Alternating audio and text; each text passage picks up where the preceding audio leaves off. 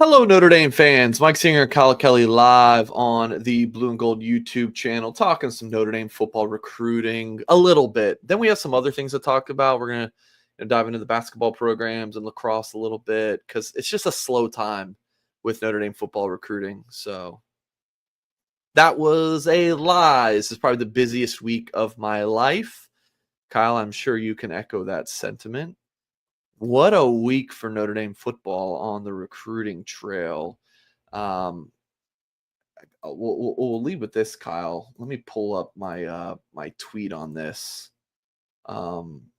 because I tweeted on what's today, Thursday.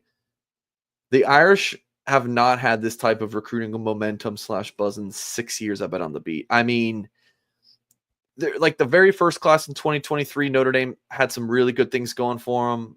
They landed like Christian Gray and Charles Jagasaw and Micah Bell and Rico Flores in the span of a week. That was pretty awesome. But this week and like just the momentum and buzz right now, this is at an all-time high, Kyle. Yeah, I would say so. Joey O'Brien commits tomorrow, and I'm sure we'll dive into some of the specifics of these targets, but I think Notre Dame might be the one to beat there, and he's on the next up to commit on our commitment date list.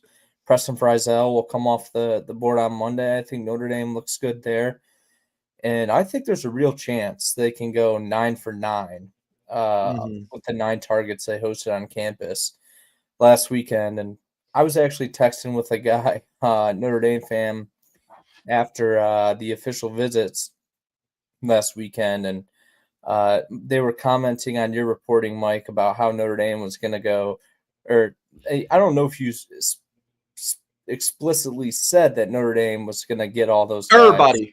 Notre Dame is getting everybody. That's what I've been saying. So Penn State fans apparently been talking some smack to Mike Singer. Notre Dame is getting everybody. And if they don't get all 9, I didn't say that.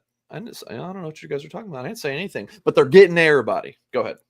Yeah, it's just interesting because I feel like as I've been a part of this beat, I've heard this so many times before. I'll never forget. I don't know if it was last year or the year before, but I was standing outside the facility with a couple other reporters, and member of the Notre Dame staff comes walking into the Irish Athletic Center saying that they're going to land everybody from the weekend. That was a couple years ago. I don't think they ended up landing any of them, ironically enough. So going back to my conversation I had with one of these Notre Dame fans, I was just telling them, I was like, yeah, we're hearing right now that Notre Dame's got a great chance for all 9 guys, but I was like, you watch, like Notre Dame will probably end up getting only 4 or 5 of them. Believe it or not, I don't think that's the case this time around. I think they're probably going to land the majority of them, 5 being the minimum, as in there were 9 guys. So I think they get at least 5. But I think it's going to be even more than that, especially because I made this point on the Loose Emoji message board. The On3 recruiting prediction machine is not the holy grail in terms of percentages and the chances of Notre Dame landing commitments from recruits. And I mean, that's the case for the entire cycle. I think the recruiting prediction machine just gives, fans and people that follow recruiting a little bit of an indicator of, kind of which recruits giving the most attention to those schools. With that said, of the 9 recruits who visited Notre Dame last weekend, Notre Dame is the leader in the RPM targets. Yeah, all 9 guys. Well, all 8 guys now. Now that Grayson McKeogh, still haven't clarified that one, committed. And credit to you and Steve Wilfong primarily, because a lot of that is because you guys have predicted 8 of those guys end up at Notre Dame. Yeah. So I thought that was who's the one that we haven't? Pretty much literally everyone I think you guys have predicted. One or the other, right? Like I've picked Fryzel to Notre Dame, Reddish to Notre Dame, Fitzgerald to Notre Dame. Has picks in for Fryzel and Jacobson. I did Robinson a month or 2 ago, Jacobson a couple weeks ago. I think it's everyone but Kari Adams I've predicted to Notre Dame. from this list. So I want to say he's probably predicted. He's predicted maybe O'Brien. Yep, he's predicted Kari. He's predicted Finley. I'm sure Jacobson. He has. Yeah. Jacobson. Maybe he hasn't Robinson, and maybe he hasn't Reddish. But otherwise, yeah, him and I are pretty lockstep on some of these. I did not predict McKeogh. I wanted to. Yeah, we all have. We all did. Look at the Reddish picks. February for your boy. I'm on fire. I didn't pick McKeogh due to by the time I learned it was already done, so I'm not going to put in a pick. But that one was tight. And I was like, I don't need to put in a pick, but I did like where the Irish stood. If you read my gold standard on Monday morning, I wrote that like I was getting conflicting, which we're going to dive into Grace in a minute, but I was getting conflicting information. But in my opinion, my best source on the Notre Dame side of things felt very good about it. And yes, JCar, we will go over who's visiting this weekend. And I was like, that's who I would roll with is the Notre Dame side. And Penn State was pissed when Grayson called them to tell them about the news. They were not happy about it. And there were some very surprised people by the decision in the Goog as well. They were excited at the same time. So did I interrupt you, Kyle? Were we talking about something else and I shifted subject? I honestly don't know, but I'm glad that people inside Notre Dame's buildings over there were feeling the same about Grayson and a little bit surprised by his decision to commit to Notre Dame, because I don't know how much I've dove into the specifics about this on the message board, but, I talked to, I don't know, probably a handful of people on campus throughout the day Saturday that, basically the summary was they weren't exactly sure which way he was going to go. Getting a phone call. I apologize. Okay. It's good. I can't hear it.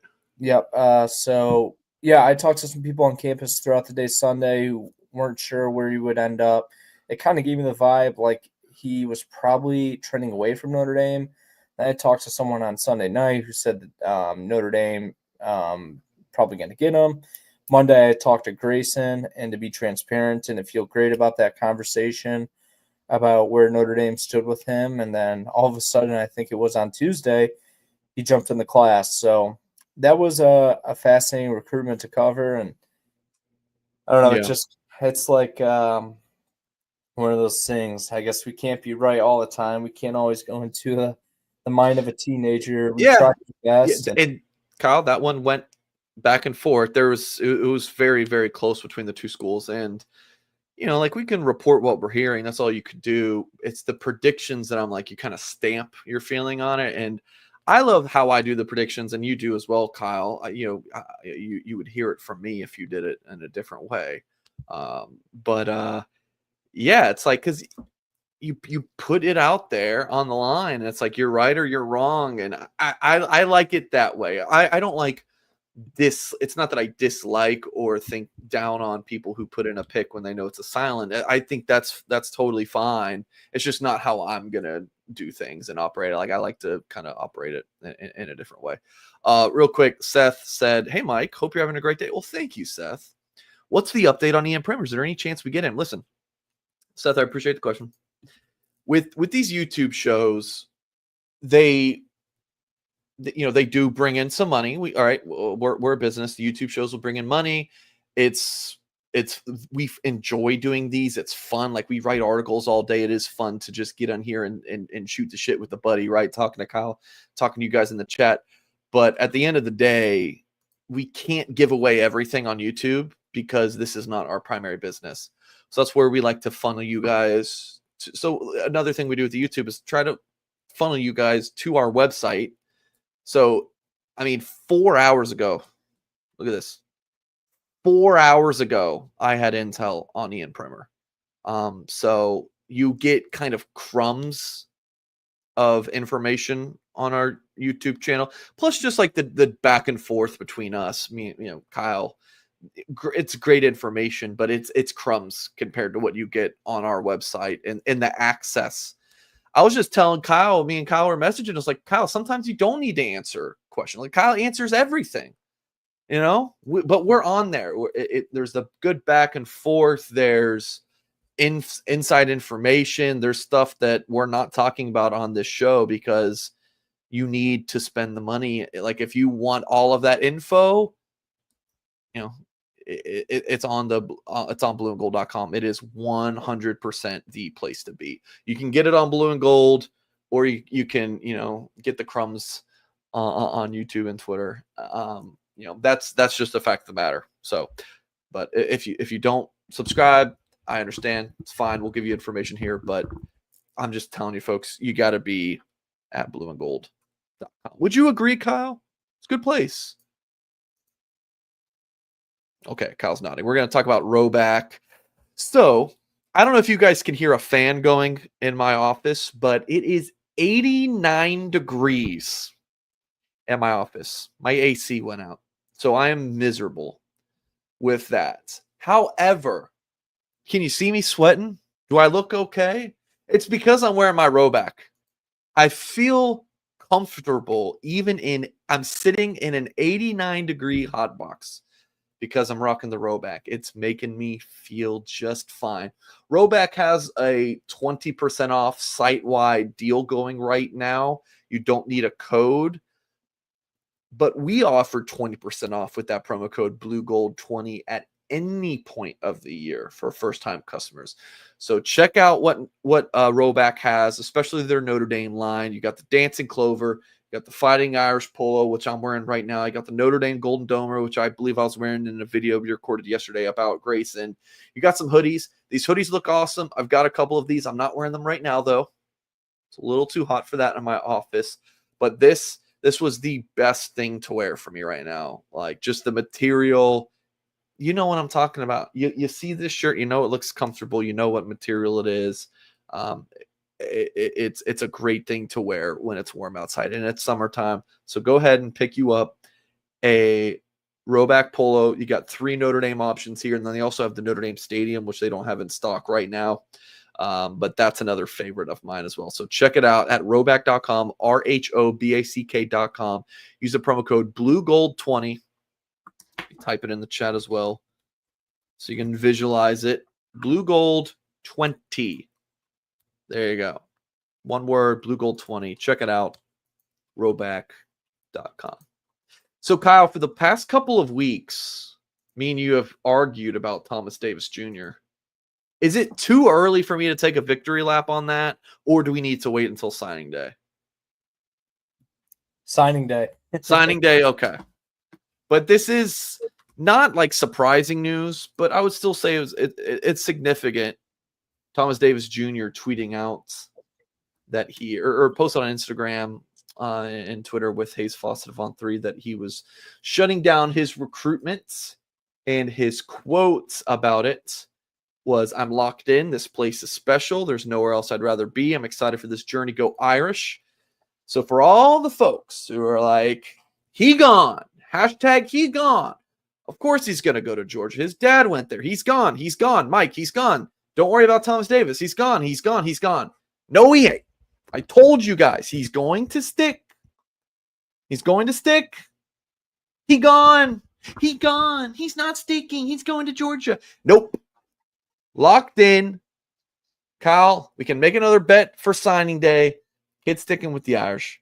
This is the most locked in class I've seen. Could there be a decommitment or two? Yeah, sure. It happens. But Davis is locked in. His class is looking phenomenal. And that's all I got to say about that. Boy, I could go on so many different rants right now. Let's hear it. I guess the first one would be, the reason I was so skeptical about Thomas Davis Jr. sticking with Notre Dame is just simply because we've been through it so many times before. I mean, history doesn't always speak to the future, though. It doesn't always. Sometimes. I know.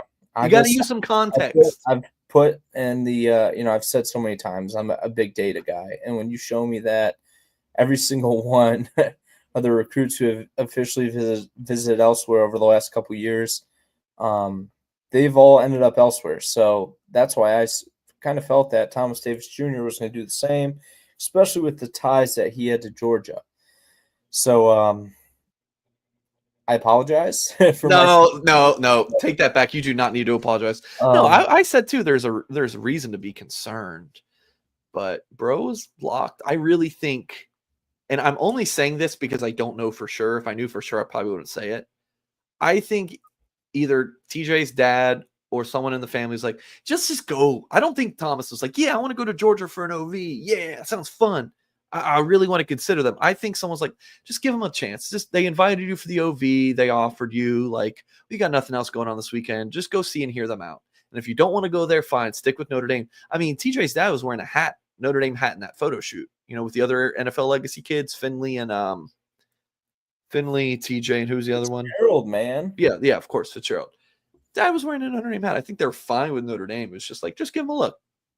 You didn't, you got the offer. Go take the OV. I don't think it was anything more than that. Whereas, Keon Keeley and Peyton Bowen and, some others, those Deuce. kids were really looking around. Deuce, yeah. Lamar. Yeah. So, yeah. So, significant. Just wanted to spend a quick moment on that before we kind of get into the vibe check on the 2026 class, Kyle. So, yeah, Notre Dame had 21 commits on campus last weekend. Excuse me. Well, end up being 21 commits, but 12. Yeah, I might be right there, but I meant 21 prospects on campus, 12 commits, 9 targets. They already landed Grayson McKeogh. Just what Notre Dame is doing against Penn State in the 2026 cycle is very good. Caleb wants an Ian Primer update. Rewind, brother. I already talked about that. But yeah, Grayson, Notre Dame, landing him. You know what? I actually forgot to do something. I'm going to do it now. Hold on. Luke Wayful He committed to USC, and I find that very ironic considering how Owen Wayful's recruitment shook out at Notre Dame. They're brothers. Owen committed to Notre Dame. Notre Dame. And Chad was a part of. Yeah. So, I guess the fences have been mended. That was a crazy recruitment, though, because sorry, my phone is blowing up. Steve Wiltfong predicted Wayful to go to Ohio State on yesterday and then flip the pick to USC today. So I think USC's got 9 D linemen when you count the edge rushers in there now. Class is up to 30 commits. Pretty ridiculous. Sorry, 1 second. Yep, Tim Hyde in the chat. How about that? Tim doing us a favor there. Yep, USC with 9 D linemen in the class. That's absolutely ridiculous. Anyways, so yeah, Notre Dame beating up on Penn State for Grayson McKeogh. And I think that's going to continue with Joey O'Brien. My prediction from March 18th of 2024. I won't let you guys forget that. And then I like Notre Dame for Kari Adams, which, yeah, Notre Dame's beating up on Penn State, but don't let that distract you from the fact that Michigan badly wanted both kids. Kari took an OV to Michigan, and Joey got left out of, Michigan got left out of Joey's top 4. Like when Joey visited Notre Dame in the spring, he visited Michigan too. Like, so don't let the fact that Michigan is not, like it's Notre Dame versus Oregon reportedly for both kids down the stretch, but don't let that distract you from, Penn State, but also Michigan. Notre Dame, like when we have discussions about who Notre Dame beat Michigan for and vice versa, I am including Joey O'Brien and Kari Adams, like into the locker, Well, I mean, it's just a matter. So, I mean, you could potentially have Notre Dame. I'm going on a sidetrack, but it's a different discussion for a different day. But I like Notre Dame for Joey. He commits Friday night at 7:30 p.m. Eastern time. Final 4 is Notre Dame, Penn State, No, it's not Michigan. It's not Michigan. Notre Dame, Clemson, Penn State, Oregon. It's a tight one. And Oregon can throw out money like the best of them. I just think that like the relationships and Notre Dame was the third school to offer Joey O'Brien. It was Toledo and Duke, and then Notre Dame was number 3 back for Pot of Gold Day in March of 2024. So that's quite the early offer. Yeah, I think the Irish get Caden Finley. He's going to Texas this weekend. He's a Texas legacy. Evan Jacobson. It's closer than I probably thought, but I still think Notre Dame gets him. I got to pick him for Braden Robinson like that. Devin Fitzgerald, a couple receivers here. I like that. Nick Reddish from Charlotte Independence. I reported him at Blue and Gold this week. And then Preston Fryzel, who, we both like for the Notre Dame. And then you saw him. I know you tweeted out a couple clips of him. You went and saw him practice. What do you think about Fryzel in person? Oh my gosh, I should have put that video together. It's just, I'm going to be honest, it wasn't even on my radar. I don't know why I didn't do that. It's been a busy week, as you know, is on your end. But yeah, spent 2 hours yesterday at Toledo Central Catholic watching Fryzel practice. It was kind of interesting because, as many know, I'm from Toledo, and this time of year when I was playing high school football, I don't know, what year is it? It's 2025. So my last high school football season was in 2016. So, gosh, I don't know how that's almost a decade ago or whatever, but we weren't allowed to practice during June and wear helmets and have like head coaches on the field and all that. But that's changed now, and they had a practice yesterday, and yeah, really liked what I saw. Fryzel, just getting him to run around and watching him run around and catch the ball. Fryzel told me he's drawing comparisons to Tyler Eifert, former Notre Dame tight end. Mike Denbrock brought that up in conversations with Fryzel when he was on campus for his official visit. And I think Tyler Eifert's success at Notre Dame tends to speak for itself. Graduated from, or I'm not sure if he graduated, I'm sure he did, but left Notre Dame as one of the top tight ends in program history, went on to get drafted by the Cincinnati Bengals and had a pretty darn good NFL career aside from the injuries. So that's a pretty good comparison, I would say. Fryzel released his commitment date yesterday. He's going to come off the board on Monday. Notre Dame,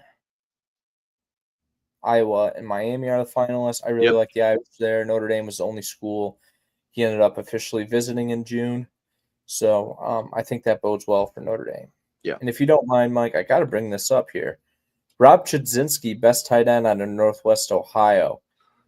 I'm not 100% sure who stacks up to Rob Chudzinski, but I just want to bring this up because Rob Chudzinski actually attended my high school, Toledo St. John's, and he signed with Miami. Went down to the U and played for the Hurricanes, and Chud was an NFL coach for a while, was head coach of the Browns for a year, and I don't know what he's doing now. He had a tough go at it in Cleveland, just like every other head coach. But yeah, Fryzel looking to take the crown from Chud, the best tight end here in Northwest Ohio. It's possible, man. I was impressed. It reminds me a little bit of Jack Larson in terms of natural pass catching ability, similar size. Jack Larson, but 2 inches taller. I think more inch and a half, but not that half inch is a major difference. Yeah. Checked in at 218 pounds. Notre Dame likes him to get up to about 230, 240. Ooh. Primarily plays wide receiver at Central Catholic. But Notre Dame likes him as a tight end, so do other schools, and I think he's going to be a good pickup. Notre Dame needs more tight ends that can stretch the field and be more of a threat in the receiving game. So if Fryzel does end up picking Notre Dame on Monday, I think that would be a good one. You brought up the Browns, so I have to say this because me and Kyle have an argument about which sport fandom is worse, being a Dolphins fan or a Browns fan. My buddy texted me this. This is in the past 30 years. The Florida Panthers have 2 titles. The Lightning have 3. The Marlins somehow have 2 titles. I know it's a long time ago, but still. The Rays appeared in 2 World Series. Did the Rays win one? I'm not a baseball guy. Not to my knowledge. The Heat won 3 titles. The Magic made 2 finals. The Jaguars, this is the last 30 years, the freaking Jacksonville Jaguars have made 3 conference championship games. The Bucks have 2 titles. 1 playoff win. I was That's all 7. Browns have, man. They've never even won the division.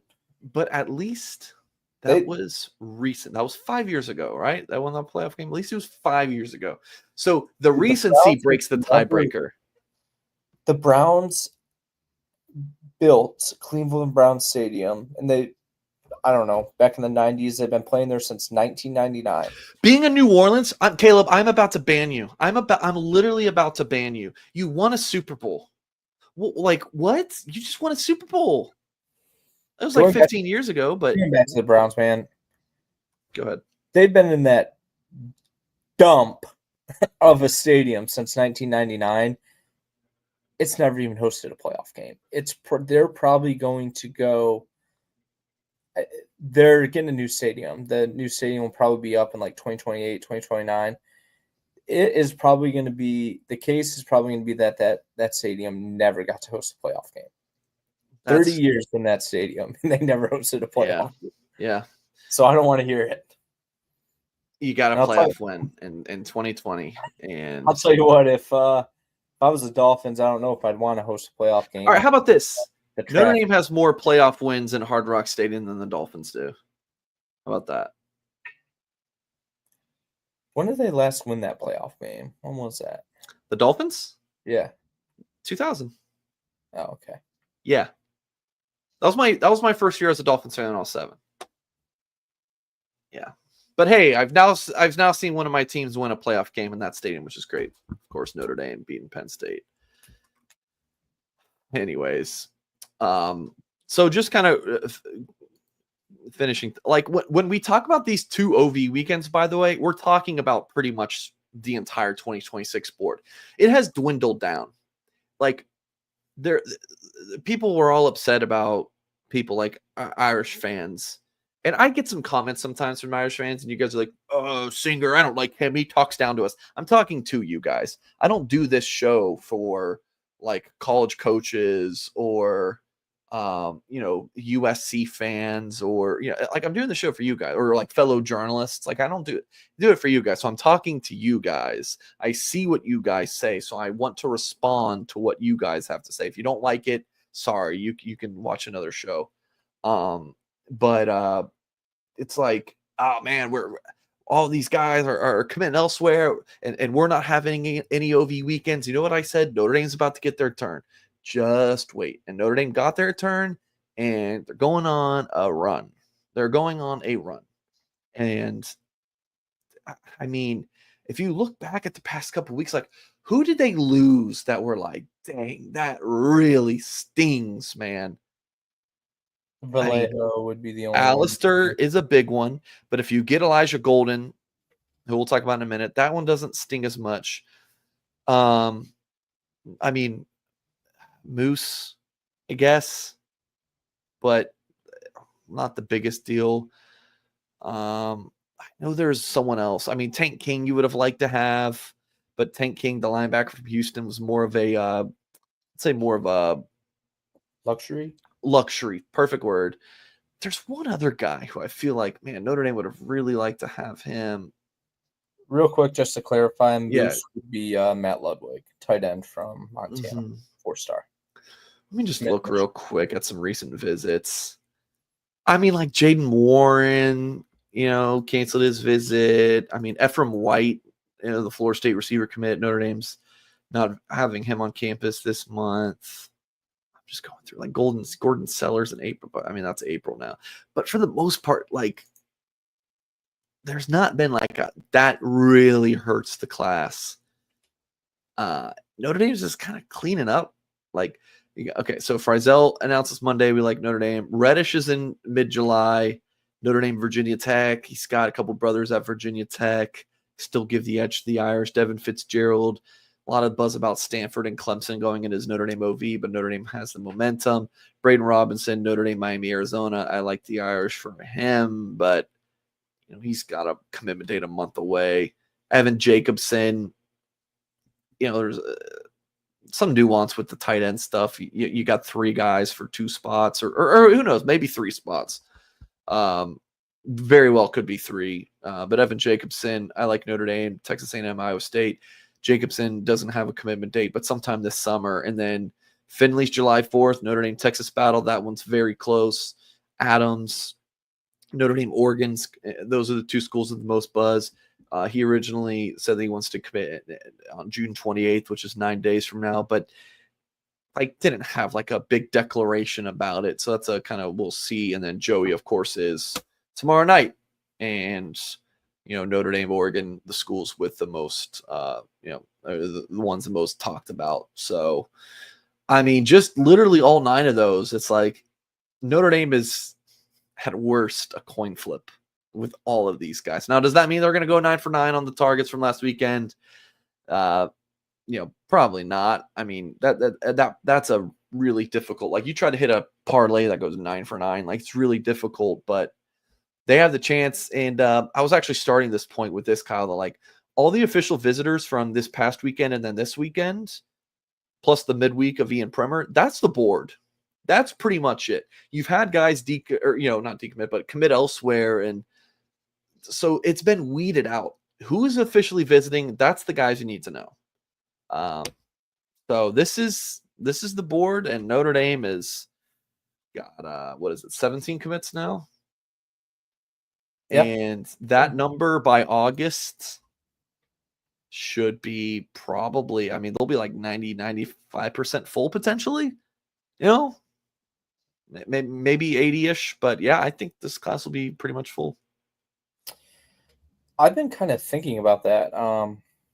It's going to make our recruiting coverage kind of interesting for the next couple months until signing day, because I feel like Notre Dame has always, last year, they missed on all those wide receivers, and they were trying to get those guys. They were also trying to get a second tight end.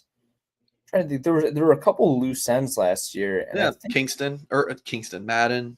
Yes, you're right. I forgot about Madden. So Deuce was a loose end. Now, don't get me wrong. Things are going to come up for sure, but it's what are we going to be doing? Yeah, it's going to be interesting. 27. Yeah, I was going to say, hopefully we can get the buzz going with 2027, because it doesn't really seem like everyone's all that excited about it right now.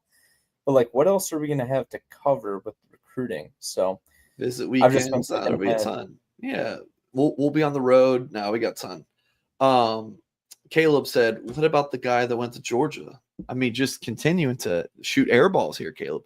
Notre Dame got Grayson. Grayson was the priority for the offensive tackle. Priority or preference? Priority. I would say priority. 100%. Yeah. Or both. Yes. You're the priority. They liked Ekene. I think they would have been happy to take him, but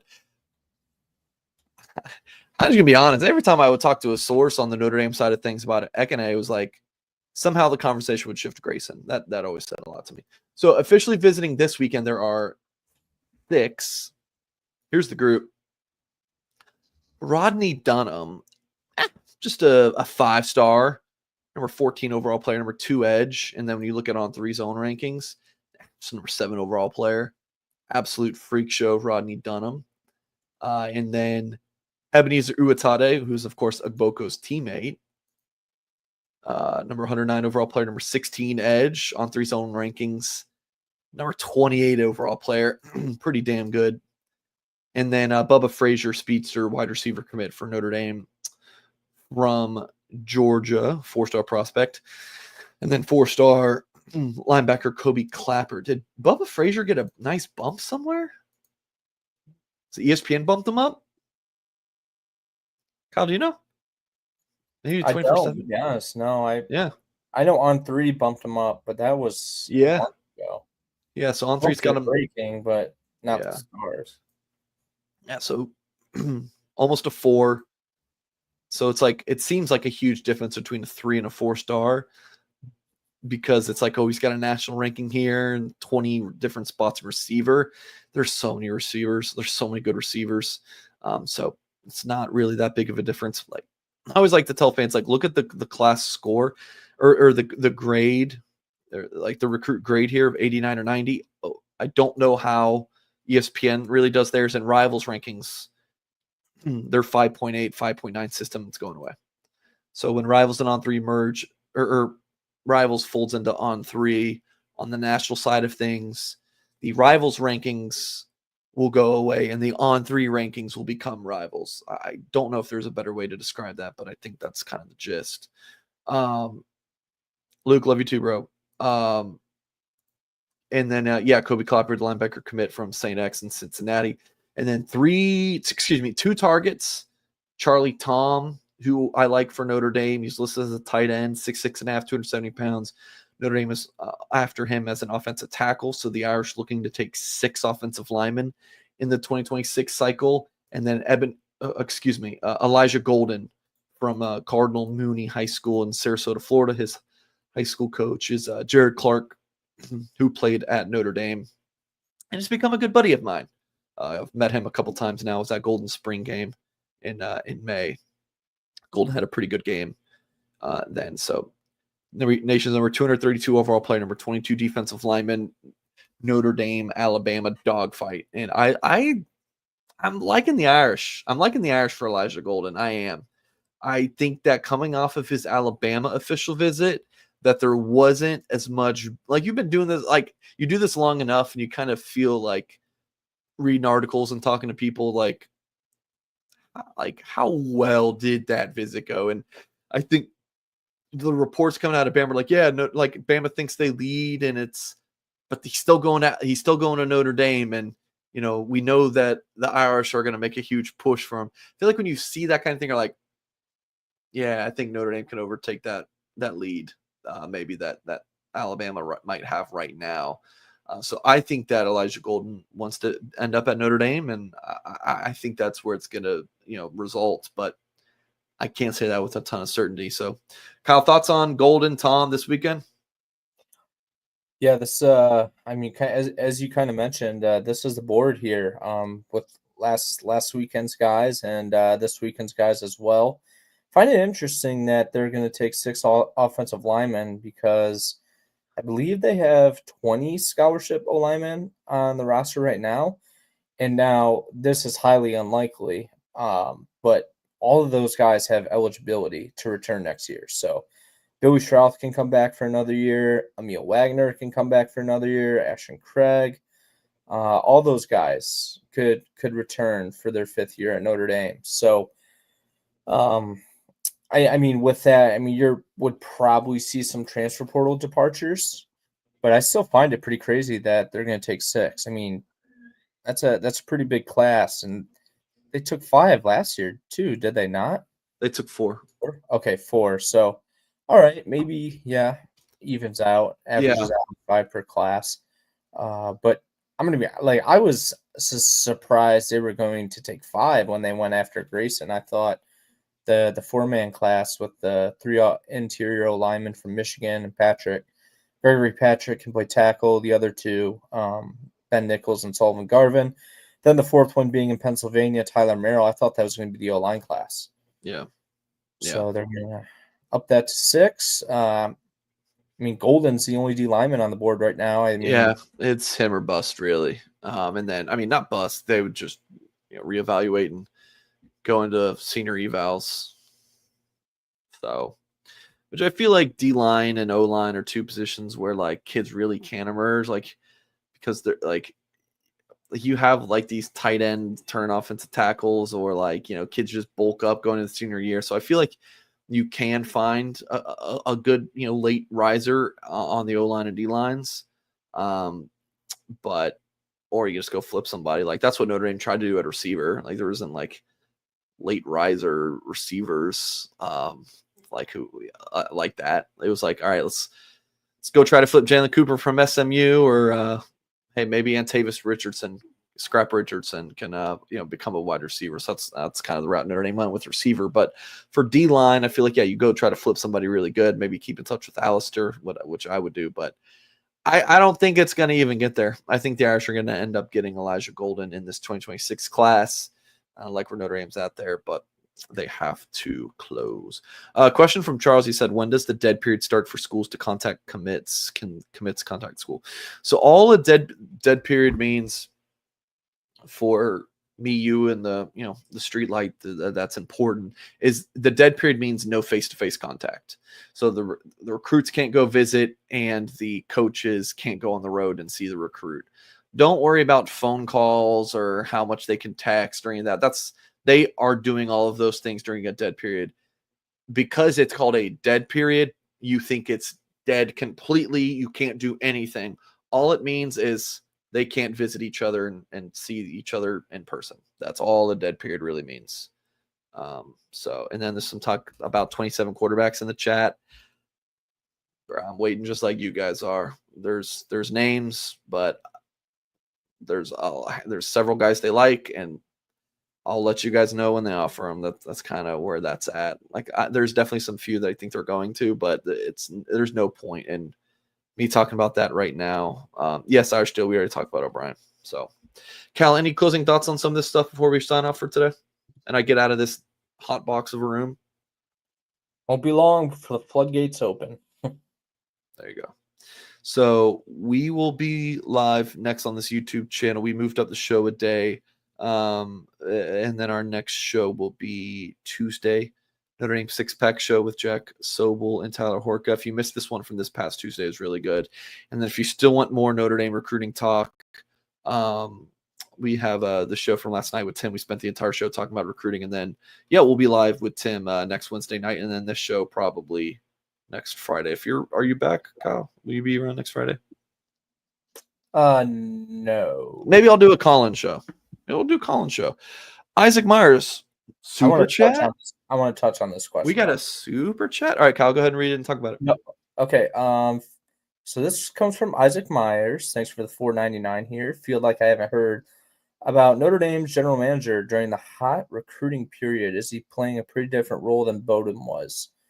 Not really sure about the specifics behind the role, but I know that Mike Martin has much different personality than Chad Bowden. And that's not to say Chad Bowden had a bad personality. They're just a little bit different. And I know Mike Martin is actually paying dividends for Notre Dame this June. I spoke to a source today who was on the official visits last weekend, who I didn't even ask about Mike Martin. They brought it up and mentioned how much they liked Mike, how good of a fit he was at Notre Dame.